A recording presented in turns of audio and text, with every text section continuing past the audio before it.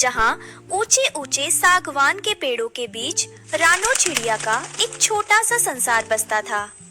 रानो बहुत ही शांत और सुलझी हुई चिड़िया थी, जो अपनी बूढ़ी माँ और चुलबुली छोटी बहन टुनटुनी के साथ रहती थी।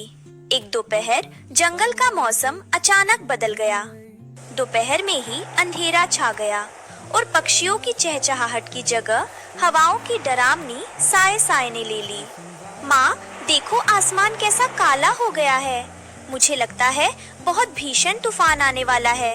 टुनटुनी, जल्दी अंदर आओ। दीदी, हवा इतनी तेज है कि मैं उड़ भी नहीं पा रही हूँ। बचाओ! घबराओ नहीं बच्चों, इस मोटे तने को पकड़ लो। ये घोंसला पुराना है, शायद टिक न पाए। तभी बिजली कड़की और एक जोरदार बवंडर ने पूरे पेड़ को झकझोर दिया। देखते ही देखते रानो के तिनकों का घर बिखर कर हवा में विलीन हो गया। तीनों जमीन पर एक झाड़ी के पीछे छुपकर रात भर भीगते रहे। जब सुबह हुई तो उनका आशियाना पूरी तरह खत्म हो चुका था। ठंड से कांपते हुए रानो अपनी माँ और बहन को लेकर सबसे अमीर पड़ोसी कालू कौवे के पास पहुंची। कालू भाई, राम राम। रात के तूफान ने हमें बेघर कर दिया है। मेरी माँ की तबीयत ठीक नहीं है। क्या हम 2 दिन आपके बड़े घर के एक कोने में रह सकते हैं? राम राम। अरे रानो, ये मेरा घर है, कोई धर्मशाला नहीं।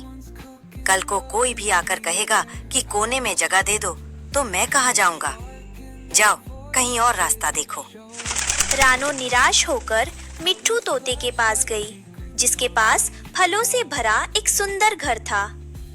मिट्ठू भाई, कम से कम माँ को थोड़ी जगह दे दीजिए, उन्हें बहुत तेज बुखार है।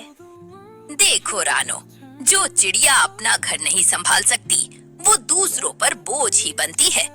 अब मेरी नींद खराब मत करो, यहाँ से दफा हो जाओ। पड़ोसियों के कड़वे बोल सुनकर रानो का दिल छलनी हो गया। टुनटुनी रोने लगी और माँ की हालत बिगड़ने लगी। दीदी, क्या हम अब कभी घर नहीं बना पाएंगे? क्या हम इस खुले जंगल में ठंड से मर जाएंगे? नहीं टुनटुनी, अब मैं किसी के आगे भीख नहीं मांगूंगी।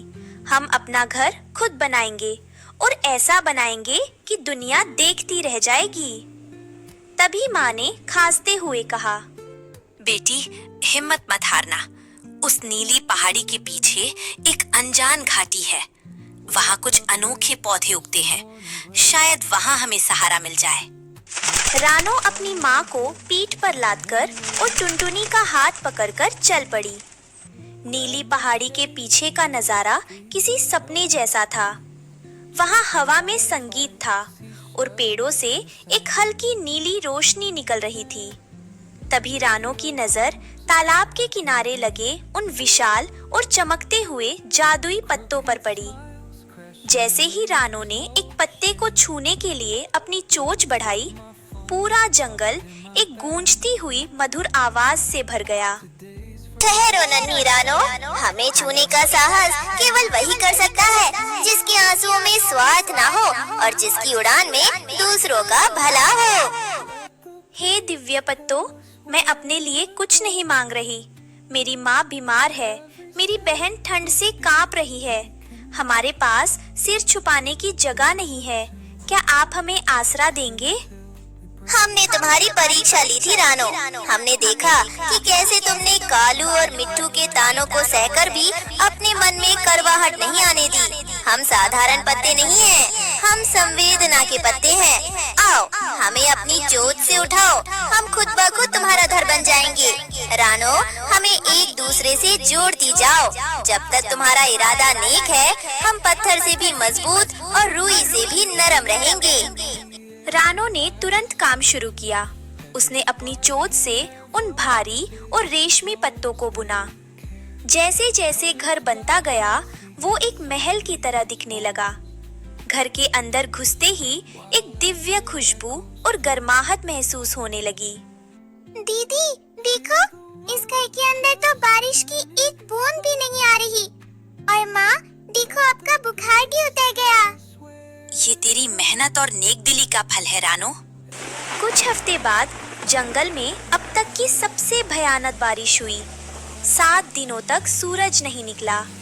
बाढ़ का पानी चढ़ने लगा और कालू कौवे और मिट्ठू तोते के घोंसले कागज की तरह बह गए। सब पक्षी अपनी जान बचाने के लिए इधर-उधर भाग रहे थे।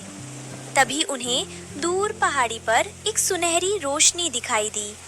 रानो का जादुई हरे पत्तों का घर। बचाओ, कोई बचाओ, मेरा सारा धन, मेरा बड़ा घर सब बह गया।